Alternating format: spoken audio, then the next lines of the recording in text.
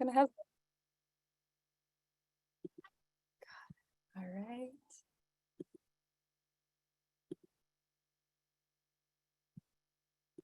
All right, everyone. Thank you again for coming to this presentation here on medical clowning. As Helena beautifully said, my name is Chae Chaput, and I am the program coordinator and one of the medical clowns at USC Comic Care. This presentation has been created by Zachary Steele, who is my boss. He is the program director and founder, and myself, Chae Chaput. All right. So I always like to start off with a little hello, especially in smaller groups like this. I love having a small group. So I would love if we could, if you're willing and want to participate, I'd love to have everybody introduce themselves, just your name, and what you think about clowns. Do you have any preconceived notions, or is it completely new to you? Let's start with Reverend Miller. Wonderful. All right, yes, thank you. Pleased to meet you, Chae. I'm Reverend Wendell Miller, pastor of Lincoln Church, board member GCRC. When I think about clowns, I think about folks who are dedicated to making others laugh, sometimes even at their own expense. Okay, all right, that's a good one. Yeah. Okay, Sister Kathy. Hi, Kathy Reavers, and clowning.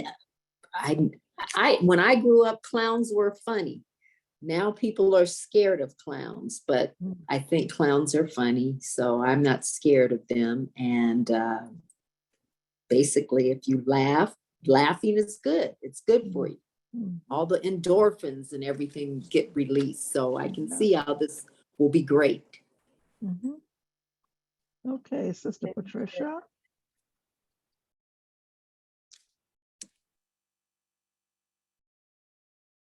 Pat, you're on mute.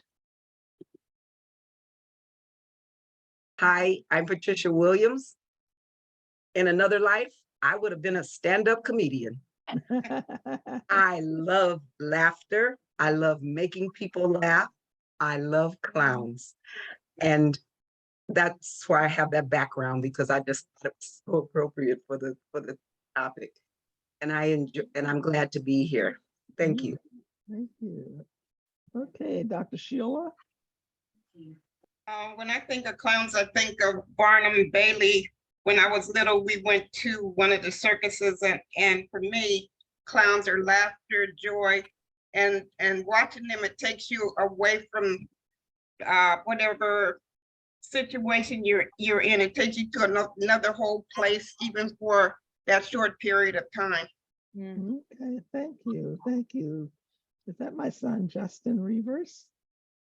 What do you think of when you think of clowns, Justin? I think of the circus. Yes, yeah, nice to see you, son. Oh, Anita. Oh, thank you for joining us, Anita. Hello. Yes, I was here. I was originally connected in via my phone, and then I switched to my computer. No, it's always great to be here and be in community with everybody. And thank you, Chae. I think of clowns. When I think of clowns, I think of joy, and I think of really like silly and embarrassing moments, but in a public kind of space. Okay, great. Okay, Sister Yvonne. I think of clowns as funny, creative, sometimes mischievous, and sometimes they scare little kids. Yeah, mischievous, yeah. Okay, thank you, Yvonne. Virginia Martin. You're on mute. She may have stepped away. We'll come back to Virginia. Arnetta. Everybody. Okay. When I think of clowns, I think of, guess just the ability to kind of transform into something happier. Just, just cover up all the bad and just bring out something fun and good to Good. bring others joy. That's a clown. Okay, great. Thank you. Virginia, I see you're off mute. Okay, yeah, I couldn't find my mute button there.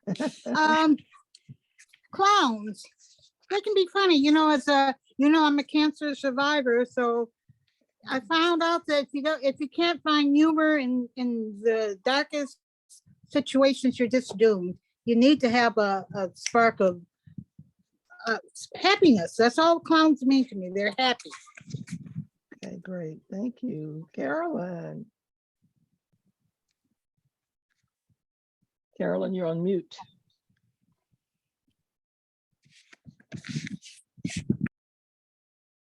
Okay, let's go to Florence. We'll come back to Carolyn.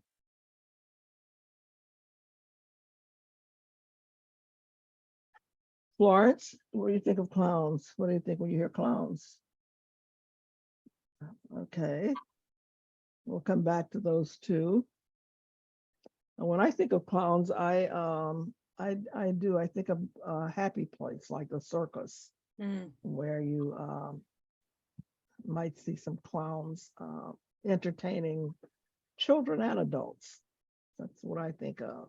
Absolutely. I think we got everybody. Fantastic. Thank you so much, everyone, for introducing yourselves and then also just sharing what your thoughts are around clowns and clowning. I've written most of it down here, and what I can say is you're completely right. Everybody's right. And there's different types of clowns. So you have circus clowns, you have acrobatic clowns, your circus clowns are going to be Barnum and Bailey, those thoughts. And then we have acrobatic kind of clowns, and that's more Cirque du Soleil. So that will blend circus and incredible acrobatic ability. And you have those. You also have like the birthday party clowns.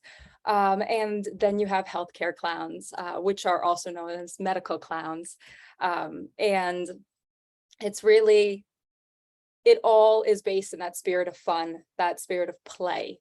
And it's just different branches. So every single one of you is right. There are, of course, I will acknowledge this momentarily, there are scary clowns.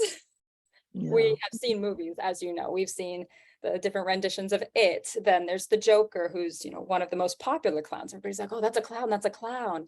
And while it's always fun to take a spin on anything, what hurts my heart about the scary clowns is some people end up believing that's all a clown is that they're scary. And so I do have my qualms with the scary clowns, but they are something to mention because a lot of people, they think of that first. They go, oh, well, the Joker, It, scare children. Like, no, this is the last thing I want to do is scare people. I want to scare myself, as Pastor Miller said, laughing even at the expense of ourselves, which clowns do very much do. All right, so we're going to, now here we have objectives. These are our goals today. And I would love if everybody's willing and able to get up on your feet. We'll just do a little bit of physical warm up. I know that this is going to be a lot of information in a presentation. So to, settle everybody or invite the joyful spirit. If you can get up on your feet, that's fantastic. If you cannot, that's okay to stay seated as well. I always like to, before I start a shift, I always like to listen to fun music. For me, when I drive in to the hospital, I'm listening to Pandora Disney tunes. Everybody's fun music is their own. And if you're, standing or even sitting in your space, if you just start moving your body, anything that's feeling rather sore, I carry my tension in my shoulders, so I always like to start like this. And then if you are someone who you cannot participate physically, please feel free to, whether you have your eyes open or closed, feel free to just have this experience in your mind's eye, in that imaginative body, because believe it or not, the imaginative body and your mind's eye can do some incredible things. And so yeah, just give us a good stretch. sometimes I need to bend over. And then I always like to make sure I stretch my legs out before a shift. This is, you can't see it on camera, but I'm taking my foot and I'm just pulling it back to my bottom to kind of just get that quad stretch in there. And then if you'd like, whether muted or unmuted, it's totally fine. Just, I'm gonna start making some sounds like, and maybe those sounds come from a body part. Maybe you're like, oh, or you're just groaning because it's like a slow Sunday or whatnot, getting a stretch in. But if you can vocalize, I like to jump too, to kind of get the blood flowing. And it's like, and then I always like to do a shakeout too. And sometimes that shakeout is in my arms and my hands up top. And then sometimes that shakeout's going to be in like my shoulder here. So I'll go,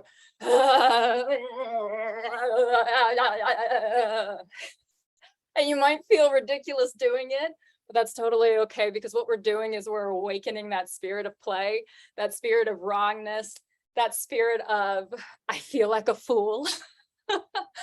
And we're just really embracing that kind of work. Now, one last thing I'm going to have us do is expressive faces. And so what do I mean by that? If you can stretch your face as big as you can go, and the sounds are welcomed, but just get a nice, and maybe you might need a little massage in there too.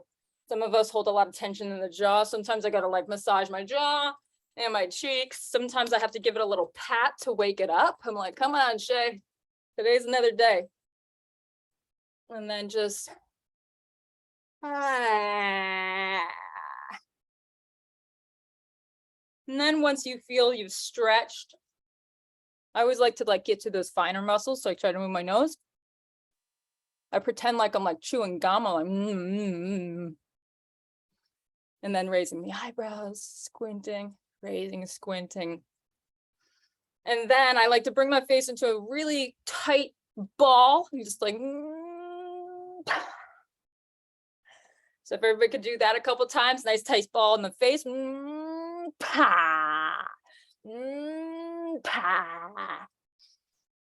And welcome. Now, if everyone will also join me in a little bit of fun, and let's express joy through our faces. So what's like your joyful face? So you can try a couple different ones if you need to find it. And now everybody a sad face. Just do.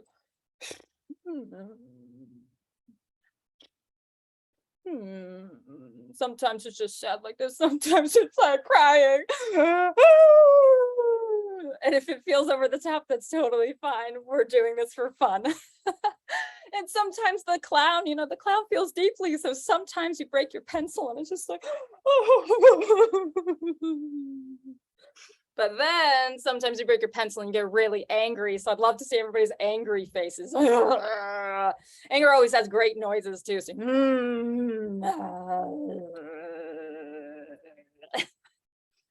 all right.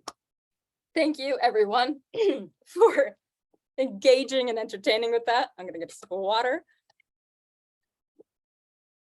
All right. So we're going to start off here with a history. Now, the history of the clowns spans generations. Clowning actually has Native American and African roots. We could talk endlessly about history. I'm going to focus on the history of medical clowning art. But I'm here to also acknowledge that clowning has Native American and African roots. We have seen clowns like that through, why is that clip? There we go. We've seen clowns as ritual healers and jesters. You'll see them, you've possibly seen them on the streets of New York, streets of Paris and whatnot. The Big Apple Clown Care Unit, that is the origination of medical clowning in the US. So you might have heard of Big Apple Circus. That was one of the biggest circuses that was around for a very long time. Big Apple Circus was founded by someone by the name of Michael Christensen. Michael Christensen was a co-founder of Big Apple Circus, and in 1986, he ended up creating the Big Apple Circus Clown Care Unit. And quickly after that, he created the Vaudeville Caravan. So the Big Apple Circus Clown Care Unit, it was just what it sounds like, and this is exactly what we're going to talk about today. It's bringing clowns into the hospital, bringing them into pediatrics and adult wards, and trying to bring some sort of joy, laughter, empowerment to patients. Some of you might have also heard of the 1998 Patch Adams movie. It had Robin Williams in it. It was something that really just put the art, the craft, I should say, into a media format. Patch Adams is a medical doctor who still does practicing and also clown work in the work that he does. He has a hospital called Gesundheit Institute, as in the movie, and he's fantastic again. I'm not going to go into that, but please feel free to Google Gesundheit Institute or Patch Adams. You'll be able to read about that gentleman and his journey, not only from medical school, but also into where Gesundheit Institute is now. And so anywho, Michael Christensen created the Big Apple Clown Care Unit, sending clowns into hospitals, and that quickly grew. It ended up growing into Vaudeville Caravan as well. Vaudeville Caravan was essentially the same thing, but visiting nursing homes or any type of assisted living, and bringing joy and laughter and empowerment there as well. And of course, we see our clowns in the theater, we see our clowns in Shakespeare. And then there's also mimes, which I know a lot of people are like, well, are mimes clowns? And it's one of those things that's like, they are, but they aren't. It depends on the mime and the craft. So I'm happy to talk more about that later if anybody is interested in that. Oh, and if we have questions, if I end up missing your hand, whether it's the little Zoom virtual hand or your actual hand, I am putting aside time at the end of this presentation for any questions as well. If you're afraid you're going to forget your question, toss it in the chat and we'll make sure to cover it for you. Alrighty, so medical clowning has enormous health benefits. Some of you did mention a lot of laughter and the increase of endorphins that come with that laughter. Our health benefits, physiological, as we can see, the endorphin levels, it lowers stress and it stimulates the immune system. It's incredible how the body works, because that laughter and that increase of the feel-good hormones, it really just does wonders for the body. Laughter allows you to start breathing deeper. Sometimes when we're sick, we hold tension in our chest or in like our upper stomach, you know, that little pit of the stomach. And when we do get some laughter, even something as small as a smile, it allows the body to just relax and breathe deeper. Psychologically, of course, laughter improves mood and creative problem solving. We have patients who have jumped into our kind of clown world where you're like, oh my gosh, this is fantastic. They are telling us, they are playing with us. And I use the term play loosely because a lot of people, they think, oh, play means physically playing. It means like running around and, you know, kicking a soccer ball or even just going on an imaginary treasure hunt. That is one form of play, but then there is also the play of the imagination. It is the play of creating a different world than what you're in. Or it can even be in that world, but then you start seeing things anew. All right, and then there's also social benefits, because sometimes these patients, they're in the hospital alone, and that's really isolating. And when we're in the hospital alone and you have that little like nightgown, and everybody has the same nightgown, all the walls are like tan. If you're lucky, you're in a pediatric ward where, you know, they've painted fish and other fun characters all over the walls, but that's not always the first thing that comes to mind when a hospital is built. And so everybody's in these blank walls, and we have those boring, awful, like backless nightgowns. And it can become very mundane, just monotonous, and just lacking of like life, love, and just light.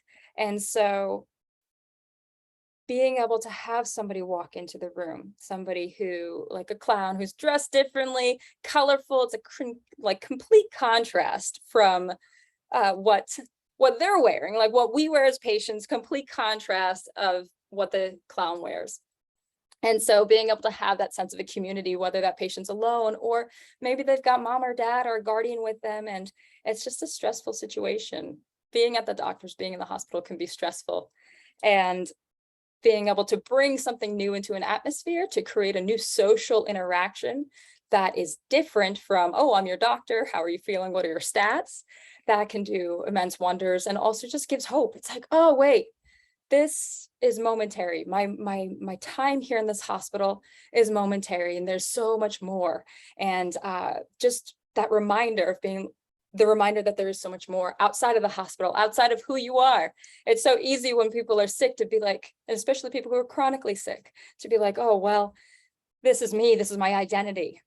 And that is certainly not the case. Yes, an illness can be part of your life story. It can be part of this chapter of your life, but it is not who you are. And our clowns go into the hospital in hopes of just reminding everybody of that. All right, this here, I'll read it aloud just in case people are just listening on your end. This here is a quote from Jan Henderson of Full Moon, and it says, "The clown is the embodiment of hope in the face of hopelessness and possibility in the face of the impossible." I love that quote, and when I was going over my slides this morning, it reminded me of a recent story from one of my clown shifts. Now, I cannot share certain details because I am bound by HIPAA, so I will talk about this patient just generally. But the experience we had was incredible. So we were in the pediatrics department and we knocked on a door, and we always knock on the door because the first step to empowering a patient, whether they are a child or an adult, is by knocking on the door and asking if we can come in. Now, the patient might say yes, or the parent might say yes, or even the nurse. It depends on the situation. In the best situations, we want to hear a yes or no from the patient. That is that first sense of empowerment, because everybody else, you've got your doctors and you've got your nurses and all the others, they're bumping in and out without permission because they have to, because that's their job to make sure they're saving a life. So us clowns, we do a little knock on the door and we say, hi, friend. We wanted to know if we could come in and hang out with you, or can we come in and have a visit? It's some variation of that. That's first step to empowering our patient. So to continue my story, we knock on the door and we're like, we don't hear anything. We pop it open a little bit and we notice it's a little human. It's I would say he's a toddler. And this patient was in bed, and the nurse was doing everything in her ability to get this child to eat applesauce. And they were not having it. It's like, nope, not feeling that applesauce. And we asked if we could come in. The patient wasn't able to give us consent there, but the nurse said, oh, yeah, he'd love you guys. So we come on in and we notice this, we're clocking this. We're like, okay, this patient doesn't want to eat. My clown partner, because we always come in twos, my clown partner has this beautiful hand puppet. It's a little bird, and her bird's name is Gertie. And my clown partner and I, we have an established game with Gertie, that Gertie always likes to eat my scarves. And when I'm talking about scarves, I'm talking juggling scarves. So my clown partner pulls out Gertie, and I was like, hi, Gertie, how are you today? And I start talking with Gertie, because sometimes it's easier to watch an interaction, like for a patient to watch me interact with my clown partner as opposed to interacting with them. It's different with every room. But we very quickly learned in this room, oh, okay, the patient doesn't feel well enough to talk. That's okay. So I said, hello, Gertie, how are you? She responded back that she was well. And I said, you know what, Gertie, are you hungry? And she's like, yes. And Gertie's always hungry. So what we ended up doing was, I was like, okay, Gertie, open your mouth. And I would take one of my scarves and then just feed Gertie. And the kid just is memorized, locks eyes on us. And the nurse also saw that. She gauged that as well. So she just slowly goes over to the cart where's all the food for him. And we just keep going. It's like, okay, Gertie, okay, open big. All right, good job. And I'm still just communicating with Gertie. I'm also looking at the patient, but very much communicating with Gertie, our hand puppet. And sure enough, the nurse is scooping up some rice and beans, and she slowly just brings it closer to the patient. And then we ended up timing it. I have the patient in my peripheral here. I've got Gertie here. And I was like, oh, Gertie, open your mouth really wide, really, really wide. And we got the child ended up opening their mouth. Okay, make sure you get a good grasp of that, Gertie. And then Gertie went and, swallowed the scarf like this in her bird way. And then I said, okay, make sure you're chewing, Gertie. And I'm sure you can see where we're going with this. But it ended up, we paired it up with the child. And each time I would say, Gertie, open your mouth. The child would open their mouth. They would close it for, oh, make sure you chew really well. Yes, make sure you're chewing very, very well. My apologies. Make sure you're chewing very, very well. Okay, now swallow. Make sure you're swallowing it all, Gertie. And we went through every single step, and we did this until the child finished their entire plate of rice and beans. And I share that because it was so magical for me as a clown. That was my first experience with ever aiding a child in eating. And when my clown partner and I left the room, we were like, oh my gosh, that just happened. That's incredible. And it was just really beautiful and a great demonstration of how medical clowns can assist the nursing staff, can assist the doctors, because sometimes just inviting a little bit of play, which is exactly what we did there, in a very distant and not detached, but in a more passive, safer way for the child by communicating with the puppet, it allowed for that child to enter our world of magic, our world of play, our world of just joy. So that is a fun fact there. Here's another quote. I'm going to read it aloud for you, for those who are just listening in today. And here we have it. It says here, healing is bringing the patient from a state of not being able to play into a state of being able to play. It is in playing, and only in playing, that the individual child or adult is able to be creative and use the whole personality. And it is only in being creative that the individual discovers the self. And Donald Winnicott, English pediatrician and psychoanalyst. I'm sorry, I'm tripping over my words today. But as you can see, yes, Donald Winnicott, English pediatrician and psychoanalyst, had said that beautiful fact for us. When I read this quote here, I also thought of another story. So once again, we were in pediatric general and making our clown rounds. And we knocked on the door of a patient who, the head of child life, she'd said to us, she said, oh, you're going to want to visit this room. I just met him this morning. I think he's going to love you guys. And we're like, yes, awesome. So again, we start with our empowerment, knock on the door. Oh, can we come in? Absolutely, yes. And we found this beautiful soul sitting there, and we quickly realized from everything that was around the patient that they liked to draw, that they liked art. And okay, fantastic. And so we start asking him about it. Oh, is this what you like to do? Et cetera, et cetera. Now, there are a bunch of fun tools and props that I keep in my little bag with me or in my pockets. And one of those props are expo markers. I love expo markers because then you can write on the whiteboards, you can write on windows and mirrors, and it just very easily comes off. Very different from a Sharpie. Don't make that mistake. But yes, so I carry a few different colors.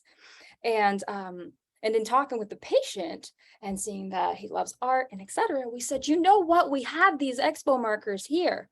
Will you give us a tattoo? And he was like, what?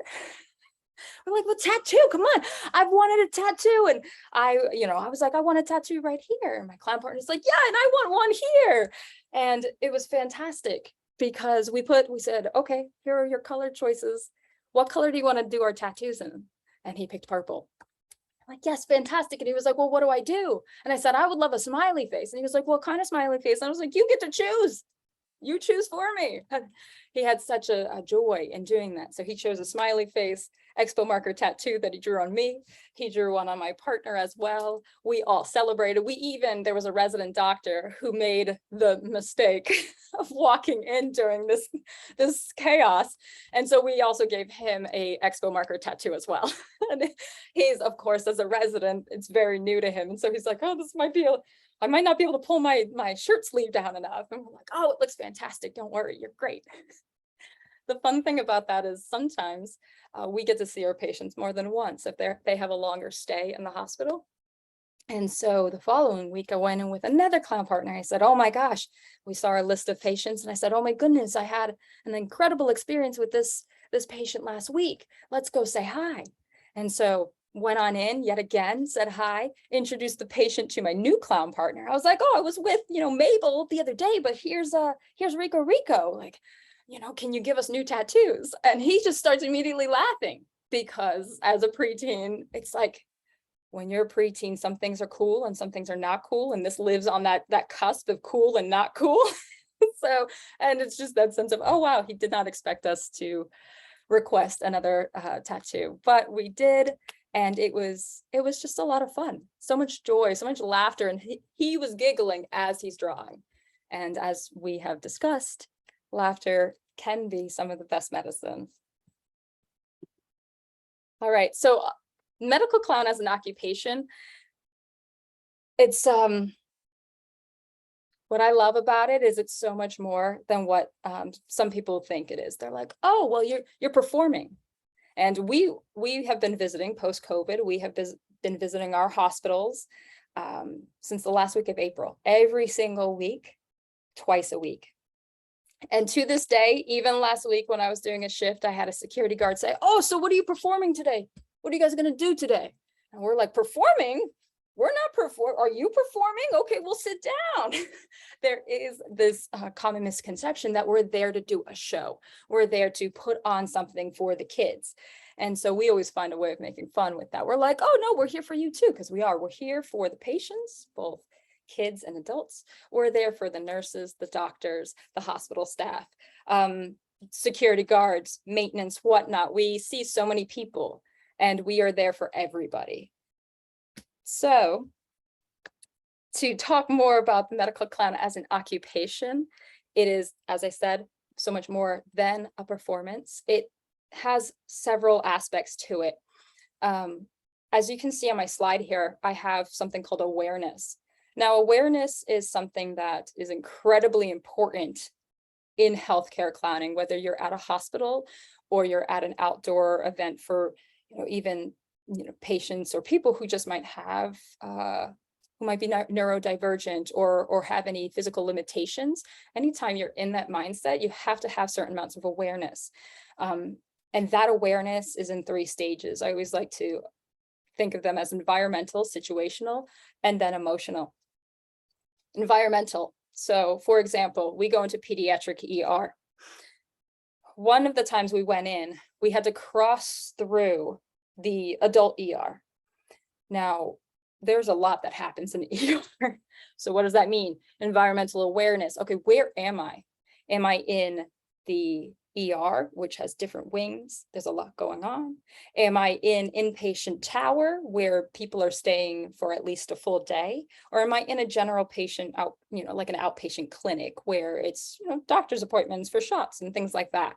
So having the environmental awareness of where am I right now is key. It's crucial. And then you have situational awareness. To take that example of being in the ER. And there was, as I mentioned, there was a moment I had to cross from the adult ER into pediatric ER.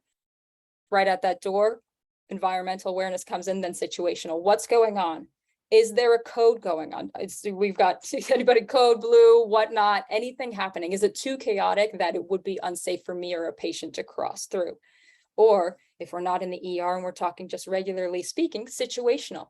Does this patient, are they neurodivergent? Are they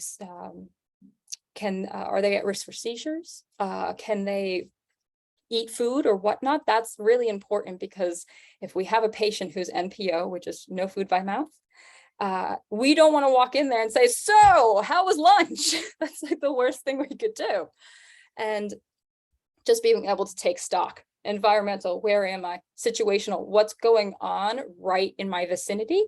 And then 3, emotional, what's going on with the people in that room. So not just situational in the sense of what is technically going around, but as others would say, like, hey, read the room. That's emotional. What's going on? Is this a lower energy room? Is this a room that has a little bit more of a somber feel to it? Is this an ER where it's a little chaotic and I need to step back to let people do what they need to do? This doctor's stressed, that patient's crying. That emotional awareness is incredibly important as well. So even before I started employing my clown techniques, my brain, I like to say I have a human brain and a clown brain. My human brain goes and says, okay, what's going on here? How can we ensure that we are an aid to what is going on and not a problem? Requirements for a medical clown are different than a circus clown or a birthday party clown. A lot of people are like, oh, do you have balloons? No, I don't know how to tie balloons, but balloons aren't allowed in the hospital either because of a latex issue. So it's just different. Medical clown requirements, strong listening skills. We're not only reading the room, but we're also there, as I've said, to empower a patient. And sometimes empowering that patient looks like fully listening to what's going on. And you're just there and you're like, yo, yeah, that's hard. You're going through a difficult time right now. I'm sorry. And acknowledging people. Listening skills, key from a clown standpoint, but even from being in a hospital standpoint, listen. An ability to stay calm in potentially chaotic environments. As you've heard me allude to, crossing through an ER, that's a potentially chaotic environment. Another type of chaos is when a patient is going through a lot. Maybe they're crying and my child life, director of child life has said, oh, can you go help with a line in that room? Absolutely. Does that mean I'm helping the nurses or the doctors get a line out? Not at all, but I'm there to help distract the child. So maybe we're tossing scarves, maybe we're making fart jokes because of squeaker noises, whatever seems to work. We've got our tool bag of things, but it's a need to stay calm in potentially chaotic environments. If we can stay calm for the child, then that's a little bit better in all terms. It's going to encourage the child to join our energy as opposed to another energy that might be a little bit more chaotic because a life needs to be saved. Presence, being able to be in the moment with somebody, with a doctor, with a nurse, being able to be present and not allow our ego to get in the way, that's key as well. Sometimes my clown partner will have such a connection with a child that in me trying to add to the game or add to the play, it's not as received, and that's okay. I can be present. I can stand next to the child and watch my clown partner do what they're doing that allows that child to go into their next imaginative state and play and all of that. Presence. And then as you see here as well, play. And as I've also mentioned, play is important, but we're talking about not only physical play, but even imaginative play. I have found over my years of work, there are helpful skills and props to have. Languages. If being a medical clown is something that you're interested in, I highly recommend start learning another language. I am currently learning American Sign Language, and I know a little bit of Spanish. I definitely need to work on that, but it's also based on your demographic. Here in LA, English, Spanish, and American Sign, that's big. Those are going to help you a lot there. And other languages as well. We do know we have a melting pot here in Los Angeles. So we also have, there's a lot of Mandarin speaking people as well that are in, like, go to that county hospital. And that's something to be aware of. Do we need a translator? Or if we can't get a translator, okay, we don't speak the same language, that's totally okay. What we can do is we can have play with song, with, you know, physical body work, being silly, like I said, making fart jokes. Everybody knows like farts are funny, especially for kids. So, and we make our fart jokes with squeakers. You'll see later on the list there, squeakers. I hide these on my person. I stuff some in my socks so I can go and like kick my leg and it squeaks. And the kid's like, where'd that come from? Or like, I have one in my pocket where I can just slip my hands in and just, oh, squeak, squeak. And we call our squeaks farts. So we're incredibly mature, as you can see. Basic juggling. I bring juggling scarves into the hospital. They're easy to wash and sanitize, which we have to do in between each room. And also they're not dangerous. I'm not really great at juggling balls, but I wouldn't want to bring them into the hospital just because there is a possibility of it getting a little off the wall, literally, with the ball. So I highly recommend scarves.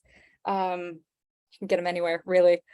Then we have hand puppets. As you know from my story about Gertie, she has that beautiful hand puppet. There's finger puppets.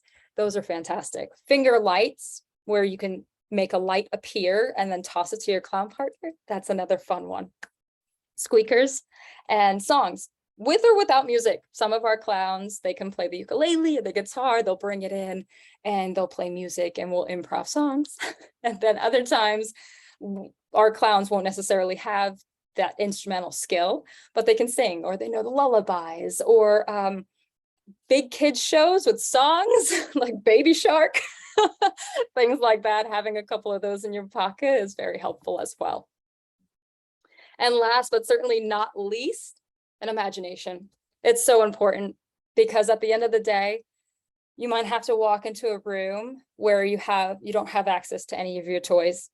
And that happened more pre-pandemic, where we would walk into a room where we'd have to like put on the gown and the mask and the hat and whatnot. The safety procedures nowadays, because we still are working through COVID, we don't go into those isolation rooms anymore. But when we did, we would have to put on the gear. And in those instances, we don't have access to our toys. So our imagination is what we use. We employ a variety of theatrical strategies.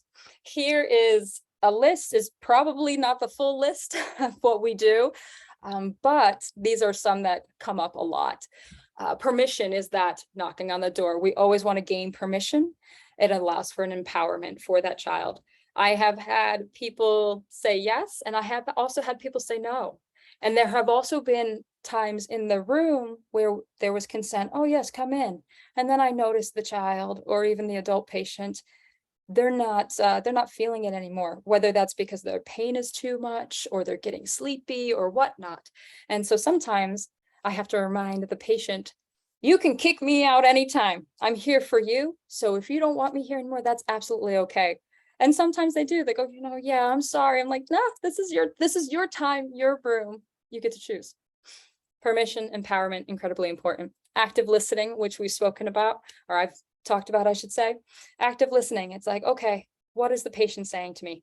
And sometimes we get talkative patients. They want to tell us stories and they want to share their toys that they're playing with and whatnot. That active listening is going to allow me to enter the room and realize, oh, the child's going to take, or even the patient's going to take the lead here. And that's going to be exciting. Wrongness, also known as object work. It's like, here's a fork, here's a pencil, but maybe it's a fork. Maybe we're going to pretend it's a fork or something different. My favorite example is the Little Mermaid, when she's, before she's on land and she's visiting Scuttle, she's like, I found this and this. And she holds up a fork and she's like, what is this? And he says, that's a dingle hopper. It's like, oh yeah. And she starts combing her hair with it. It is a clown technique. It's the technique of wrongness, object work. What could this be? What might it be? One of my clown partners carries a a banana, a plastic banana that has like a shaker, and she uses it as her cell phone. She's like, hello, hello, can you hear me now? Wrongness. It's a sense of fun there. Allyship is incredibly important.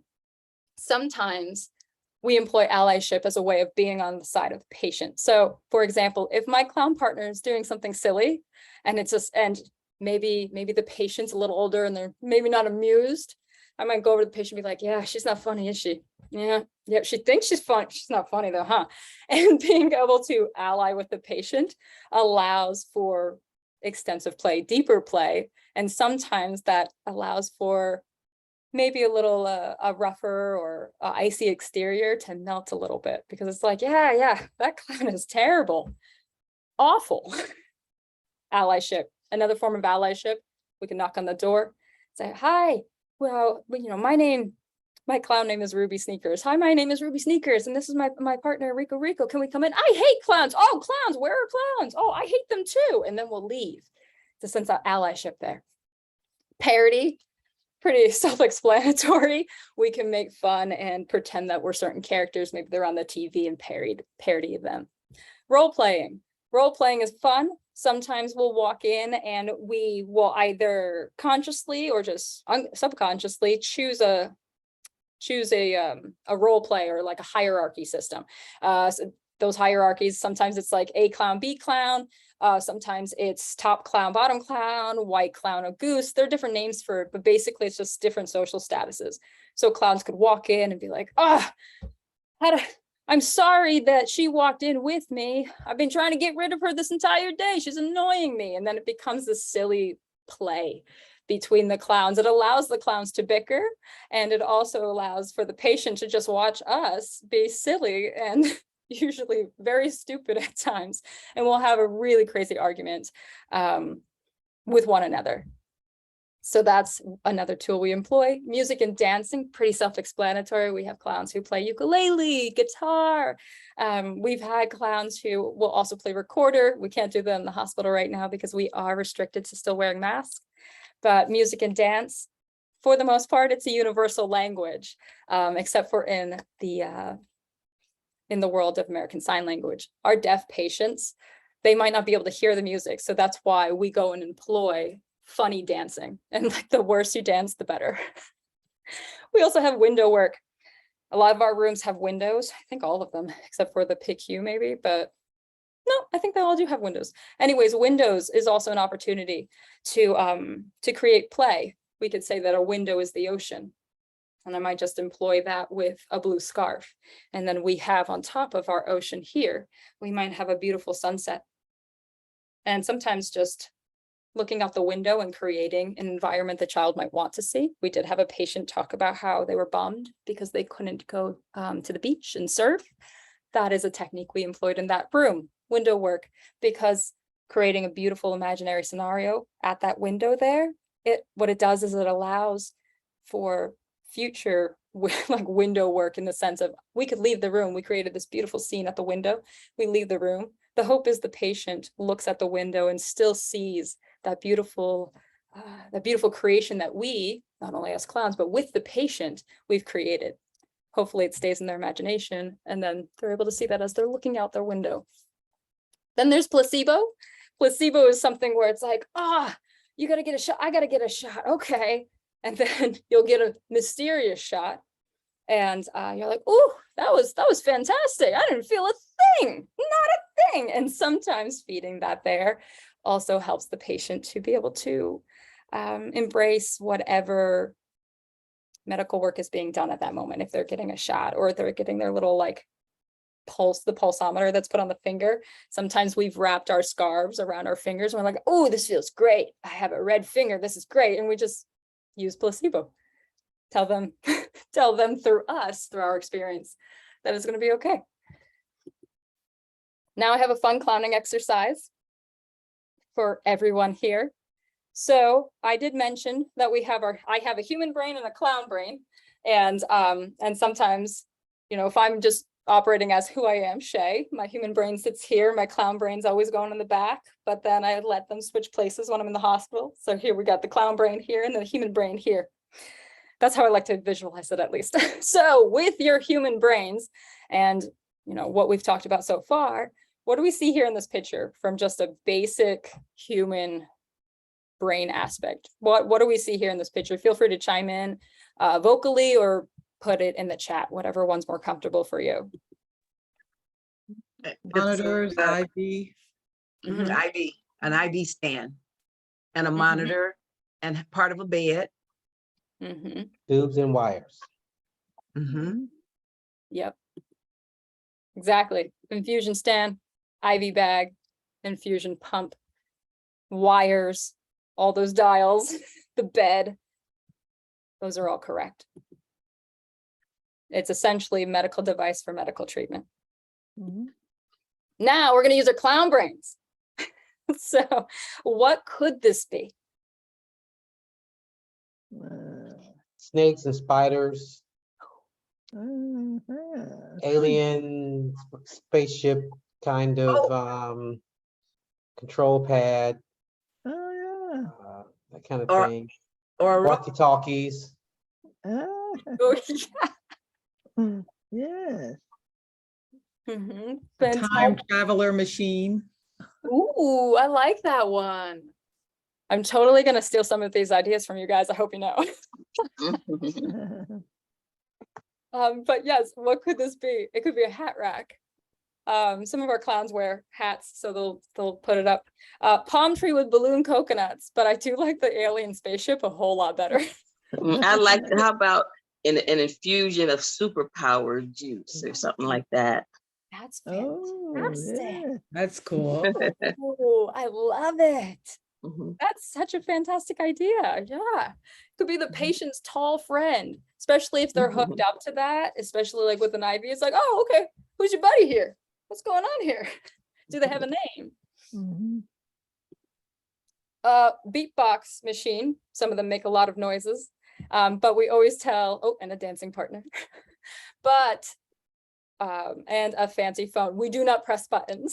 That's what I've when we're doing a beatboxing machine or a fancy telephone, we do not touch the buttons and we don't encourage the patients to touch the buttons. But what we'll do is if we hear the beeping, we might, oh, okay, cool. We might get out some of our fun instruments or we might start dancing and it's like, yeah, okay.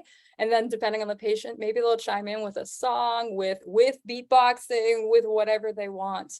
Dancing partner, it's a possibility. I don't like to use it as a dancing partner when it's connected to the patient. So again, that comes down to your environmental and your situational awareness. You don't want to ever put the patient in danger in any, even the slightest way. So again, when we enter the room, it's like, okay, what can we play with and what can't we play with? Sometimes the paper towel dispenser is also a lot of fun as well.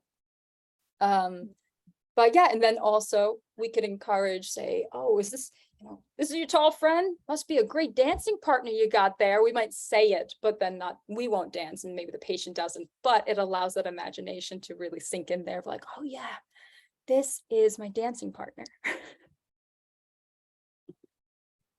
All right, so we're getting close to the end of all of this and I'd love to just hear your thoughts on how these principles that I've explained here, we have these principles and how not only they're important to patients in hospitals, but how might these principles be employed in our day-to-day lives? Does anybody want to talk about how we might be able to bring that into our everyday lives?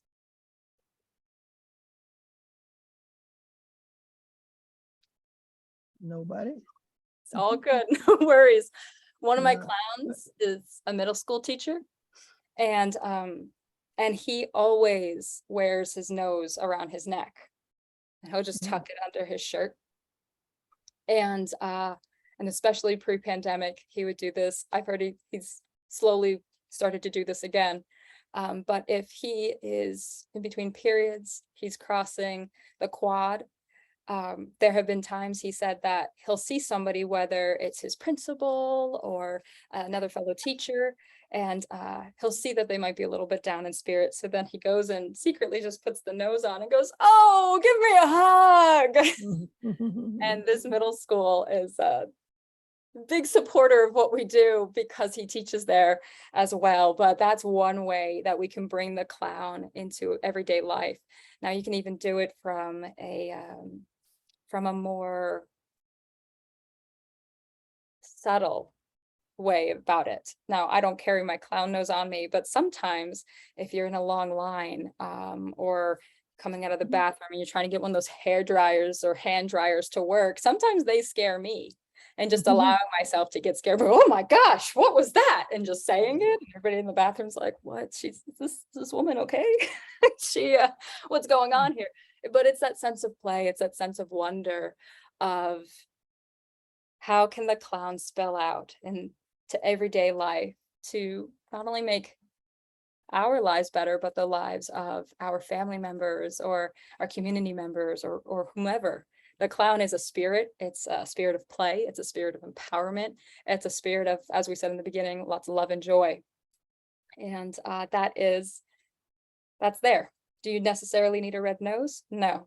So I encourage all of you to see a little fun. Maybe you're, in line, you see something funny, and you're like, oh, that could be an alien spaceship. There's a hand raised, Arnetta. Yeah. Wonderful. Yeah, I was just gonna comment, things that you shared. I mean, my kids are grown now, but I can see those types of that type of engagement with kids, with parents and their kids just at home, and just taking a different approach. Not just necessarily if they're ill, but just being mindful of what the you talked about reading the room and what's the emotional kind of environment, and then responding after you take a read on things. And so I think as parents, sometimes we just want to say what we got to say, and and we don't really think about the best way to engage with our kids and bring bring a healing conversation, or bring some fun to the situation. It doesn't always have to be so cut and dry in the way we learned it. Let's just kind of think about better ways to engage. And that's what I've gotten out of this. That's a good That's point. wonderful. Thank you for sharing. Yeah, I know there's a couple of school teachers on the line here. Something I have. You out?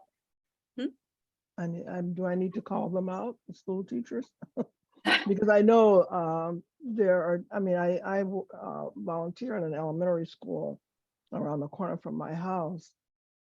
And some of the students that I work with there, so sometimes come to school with dealing with trauma because of the environment they live in. And it's hard to break, sometimes it's hard to break through that shell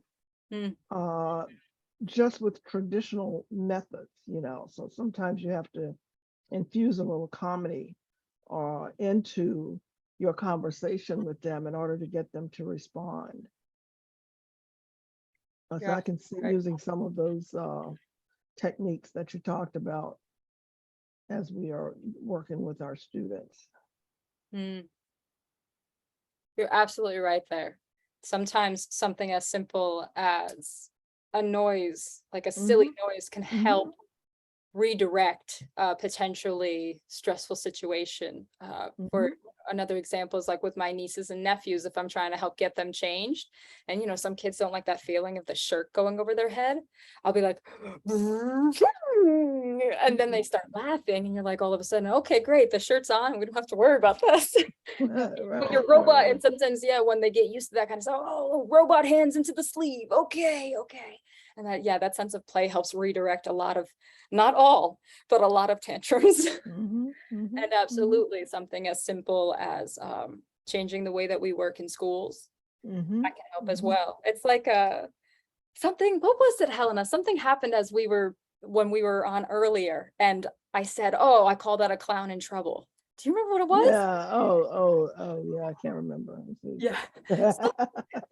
Yeah. I can't. My brain's when we were talking about asking people to stay on mute, But sometimes an accident happens and they come off mute. And I told her, I said, sometimes you can hear them cooking in the kitchen or talking to the kids, something like that, because they've accidentally hit the unmute button. So she said that's a clown in trouble. Yeah. Mm. And yeah, thank you for remembering that, Helena, because I was like, wait, it was there and it's gone. Yeah. But even acknowledging that sometimes, maybe if you're in school, you're teaching in a school, and it's older kids, which sometimes it's a little harder to break the shell there, but Yeah. a lot of teenagers like us as well. So Mhm. there's Yeah. a way of getting into that demographic, but it could be like, say you're dropping something, clown in trouble. Right. Something of just saying something a little new, different. It's like, oh, Yeah, a teacher in trouble. Volunteer Exactly. in trouble, yeah.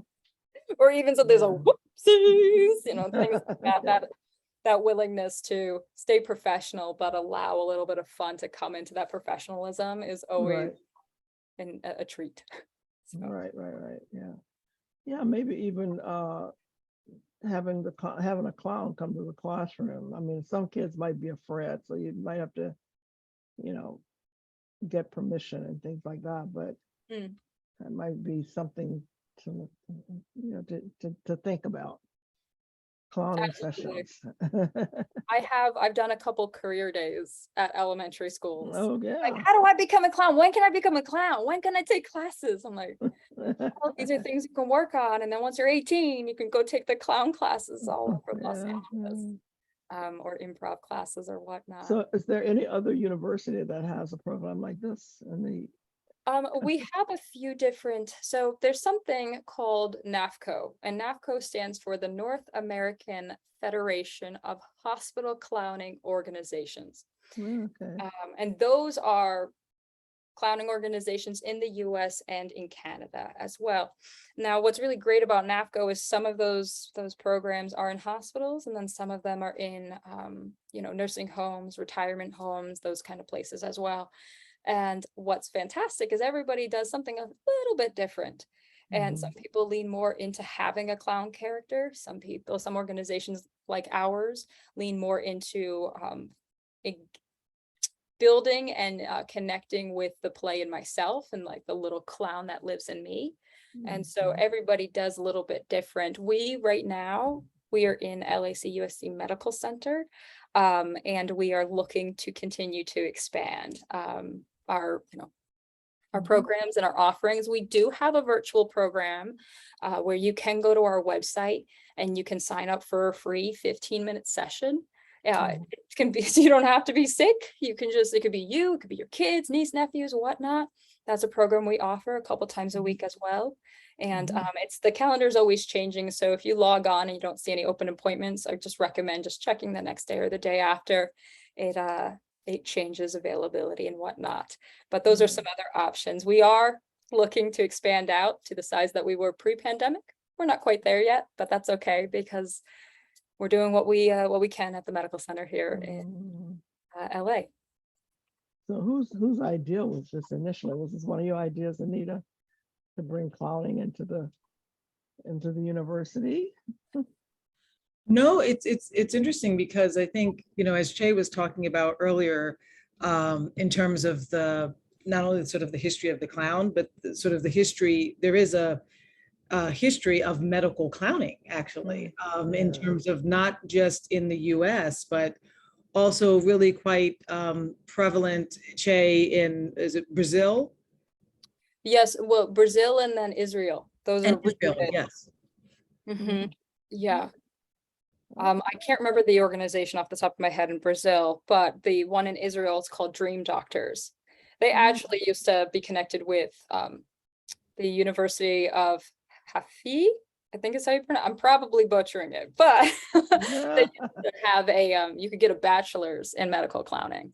And that education was not only in the performative art or the art side, but also medical jargon as well. That's something that we've had to train with too, how to read the signs and whatnot. But that was actually a thing. It's no longer a thing, but it was. So yeah, it has, like Anita said, it has deep roots and expansive roots. And the goal nowadays is to just keep growing and allowing for it to become a normal and expected part of the healthcare system.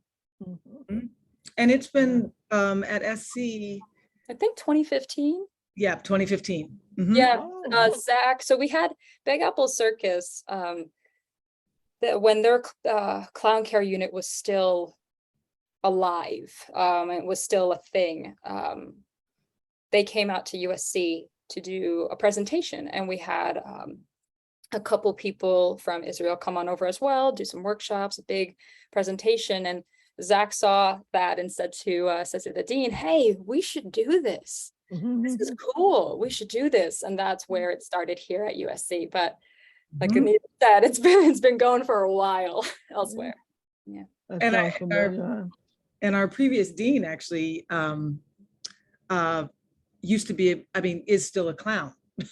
But I mean, it's actually one of the like main kind of clown schools here in Los Angeles and so on and so forth. So that's interesting. Like that's actually part of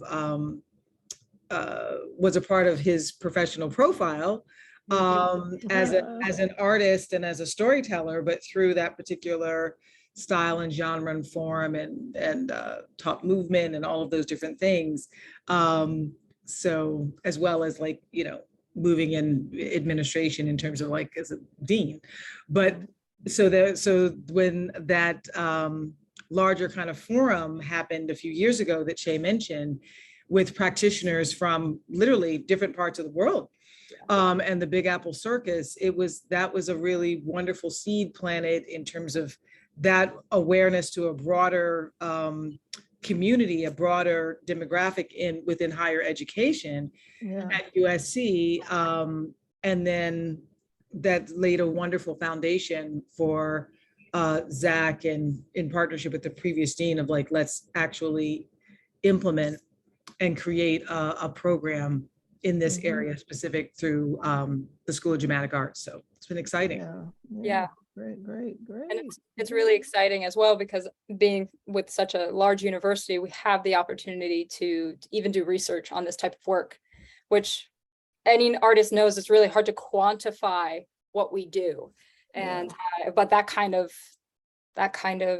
stat, having statistics and being able to quantify what we do, allows us to go and say, hey, we're just not funny. There's a health benefit to us.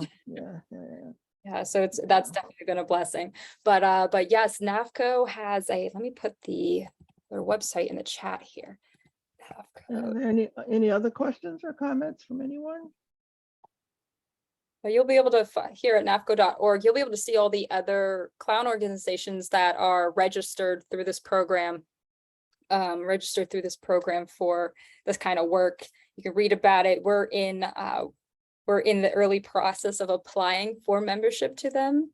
But if you have friends or family in other parts of the country, or even in Canada, these are definitely other organizations that are doing the good work, All right. as we should say. Yeah, making sure I got that link right for you guys, or you folks, I should say. And it's also interesting too, I just wanted to share sort of reflection that, when we were all sheltering in place during that time of COVID, and they were trying to figure out moments and opportunities to give people sort of a breath and a space and a pause from our Zoom screens, and also just acknowledging the fact that many of us were dealing with dynamics of isolation and maybe feeling more alone and disconnected, as we all were just trying to protect our health and wellness in that capacity, that a whole series of workshops that the Medical Clown team offered, not only for within our school, but literally within the entire university, and also into the community. So because we had wellness days, and so it was like a wellness days that were all around this dynamic of improv, of laughter as a tool for just healing and wellness and well-being. And so I just wanted to lift that up as well, because I think that's been a really powerful way that these different principles and tools and skills in medical clowning that also have some roots, of course, in improvisation and comedy, so on and so forth, was utilized as a tool for just health and well-being, Yeah. Yeah. virtually, and then when it was safe to start to have sessions on the ground or in person, how that extended into the community beyond USC as well. And even in crisis environments, you might have heard of Clowns Without Borders. They'll go into some really dangerous situations, or even in dangerous like war-torn countries in ways, and just trying to help refugees with even just the kids, but also the adults. That moment of, okay, let's find this play and this fun for the kids. That way the parents have a moment to just breathe, maybe eat, anything that they need to do there. There is a clown, I'm blanking on his name at the moment, but you can Google clown in Ukraine crisis. There is a gentleman who is going around, he was helping people get to safer locations, but he's also a clown. So he was doing it as a clown, performing for the kids, clowning there, but also going around to try and pull people from unsafe areas into safer areas. So we've seen some incredibly brave artists that way as well. And a fun fact about Ireland, I didn't know they were big, but with clowning up there, until the pandemic hit, everybody had to go back to their countries of residence, a lot of places.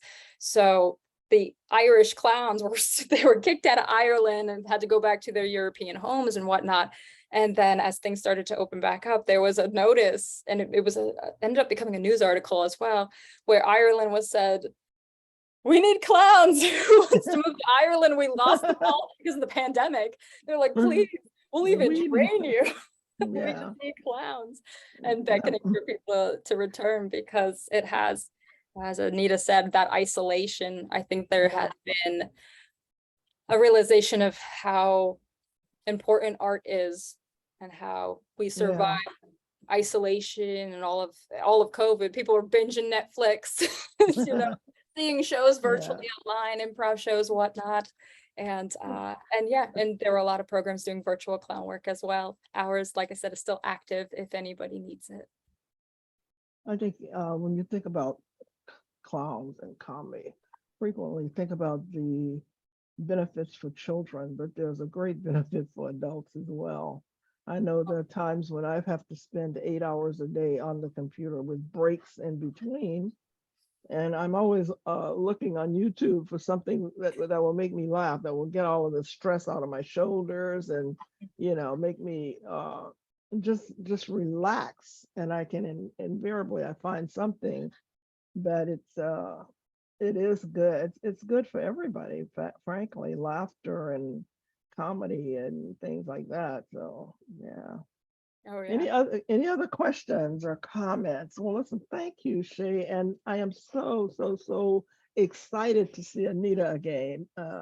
Thank you so much for this referral and for this wonderful relationship that we've now built. I really appreciate that. Absolutely. It's more to come. I think more to come. Has your hand raised. Miss Patricia, is that right? Oh, yes. Yes. Oh, thank you. Chae, I want to thank you for coming to us today.